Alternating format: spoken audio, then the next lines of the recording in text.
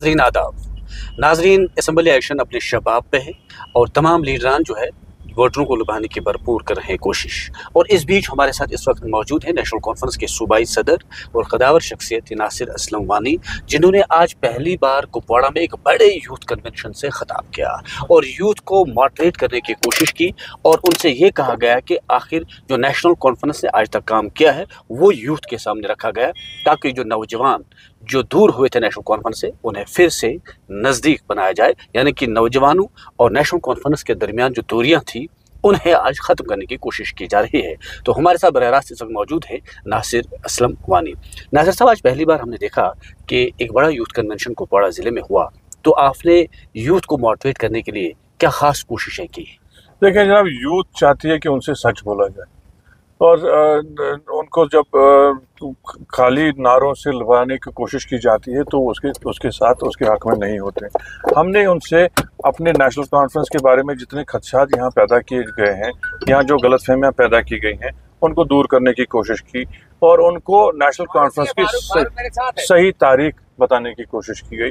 और मुझे पूरा यकीन है कि वो ये समझ भी गए।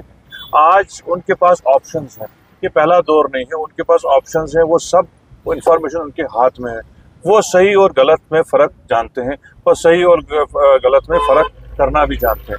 और मुझे लगता है कि जो मैंने उनसे साफ गोई में बात की और जो उनको लगा कि हम कुछ उनके लिए फोकस्ड काम करना चाहते हैं, उससे मुझे लगता है कि वो ज़्यादा से ज़्यादा तादाद में हमसे जुड़े हुए हैं। तो आपको क्या लग रहा था जो आने वाला इलेक्शन है, क्या वो आपके लिए चैलेंज हो सकता है या आपको लग रहा है कि लोग नेशनल कॉन्फ्रेंस के साथ जुड़ रहे हैं?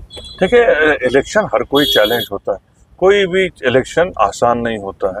और ख़ासकर इस पिछले जो अभी गया पार्लियामेंट इलेक्शन, इसके बाद हम किसी भी चीज़ को चांस पे नहीं छोड़ सकते हैं, किसी चीज़ को फॉर ग्रांटेड नहीं ले सकते हैं। हमने इलेक्शन पिछली दफ़ा लड़ा पार्टीज़ के ख़िलाफ़, हमने इंडिविजुअल्स को देखा नहीं, इंडिविजुअल्स के बारे में हमने कोई उस वक्त बात नहीं की।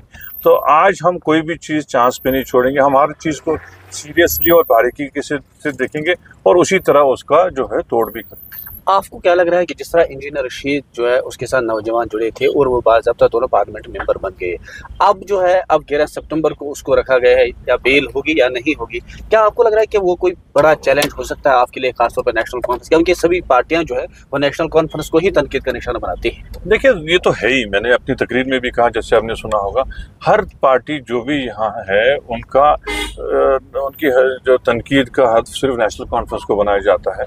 वो यही वजह है कि नेशनल कॉन्फ्रेंस एक अवामी तहरीक है, ये लोगों की बात करती है, ये किसी एजेंसी की क्रिएशन नहीं है, ये कोई पैसे की बुनियाद पे पार्टी बनी नहीं है, ये ग्रास रूट से उठ के एक तहरीक के तौर पे शेर कश्मीर ने खड़ी की थी।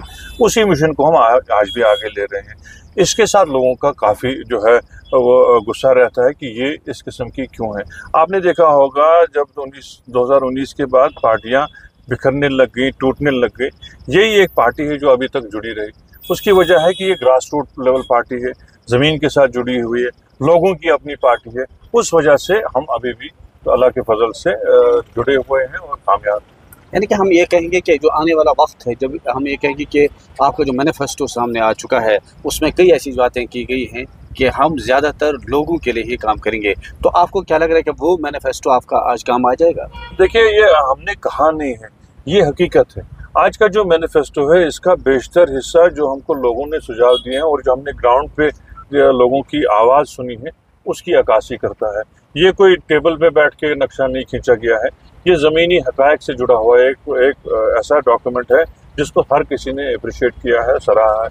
और मुझे लगता है अगर इसको हम अमला सके और एग्जीक्यूट कर सके, मुझे पूरी उम्मीद है कि इस आने वाले इंशाल्लाह रियासत, अभी तो यूटी है, हम तो बोल भी नहीं सकते इसको यूटी क्यों, दिल नहीं मानता, इस रियासत का नक्शा बहुत बेहतर होगा। एक और बात आखिर पर मैं ये जानना चाहता हूँ कि जो इस वक्त अवामी अछात पार्टी है उसने ऐसे कैंडिडेट अब सामने लाए हैं जो पहले एमएलए रह चुके हैं या अब उन्हें तनकीद का निशाना सभी पार्टियां बनाते हैं, तो नेशनल कॉन्फ्रेंस का क्या स्टैंड उस पर रहेगा? क्योंकि लोग वो कह रहे हैं कि हम उन लोगों को देंगे जिनका क्लीन साफ होंगे, लेकिन अब वो भी एक्स एमएलए डीडीसी वगैरह लेते हैं, उस पर क्या कहेंगे? मैं कायदे से तो जब ग्राउंड पे आएगा उनकी बात ज़रूर छेड़ेंगे, जब उनके जो लोग फॉर्म भरेंगे, मैदान में आएंगे, उनके खिलाफ ज़रूर बात करेंगे।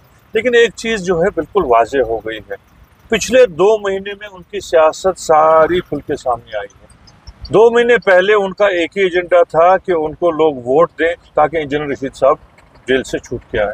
फिर 2 महीने के अंदर अंदर ही सारा निज़ाम बदल गया। जो वो बार बार कहते थे कि हम खानदानी राज के खिलाफ थे, आज पूरा खानदानी राज हो गया। उनके भाई जो है वो भी इलेक्शन लड़ रहे हैं, उनकी एक और रिश्तेदार हैं वो सोपोर में इलेक्शन लड़ रहे हैं, उनके जो बाकी अकारिब हैं वो भी लड़ रहे हैं, और पूरी तंजीम का निज़ाम आज किसके पास है ये भी देखना चाहिए। ये वो आप बात रही नहीं कि आप सेंटिमेंटली लोगों को एक्सप्लॉइट करें। ये भी हमको एक गिला है जो मतलब इन लोगों से और इन पार्टियों से, ये लोगों के जज्बात से खेलते हैं। यही हुआ 90 की दिहाई में भी, लोगों के जज्बात उभारे गए बगैर किसी सोच समझ के, और 30-35 साल हम एक मुसीबत में जूझते रहे। आज ये फिर वही कोशिश कर रहे हैं कि हम जज्बात के नाम पे वोट की बात नहीं है, सियासत करनी है, वो भी सियासत कर रहे हैं, वो भी अब आ गए, वो भी उसी तरह काडर बना रहे हैं, वो भी उसी तरह उन लोगों को ले रहे हैं जिनको जीतने का चांस है, चाहे वो XMLA रहे हों, XMLCs रहे हों, या पॉलिटिक्स में किसी और निज़ाम के साथ रहे हों। आप देख लीजिए आज जो उन पार्टी का जो at the helm of affairs लोग हैं, उनका आप पूरा माजी भी देखिए, उनका कंडक्ट भी देखिए, उनकी नुक्तेचीनी नहीं करता, लेकिन वो भी इसी मेन स्ट्रीम की पैदावार है। कोई नई चीज़ तो उभर के आई नहीं है जिसका वो दावा कर रहे हैं।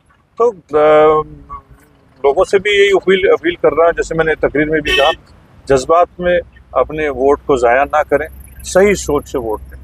तो ये थे नासिर असलमानी जो सूबाई सदर हैं, जिन्होंने साफ कर दिया कि अब नौजवानों को ये बताया जा रहा है कि नेशनल कॉन्फ्रेंस के काम क्या थे और नेशनल कॉन्फ्रेंस ने नौजवानों के लिए बेहतर मुस्तकबिल क्या चुना है। तो उन्हें लग रहा है कि अब खासतौर पर नौजवान जो है वो नेशनल कॉन्फ्रेंस का जुड़ रहे हैं। नेटवर्क 18 के लिए यह सुल्तान।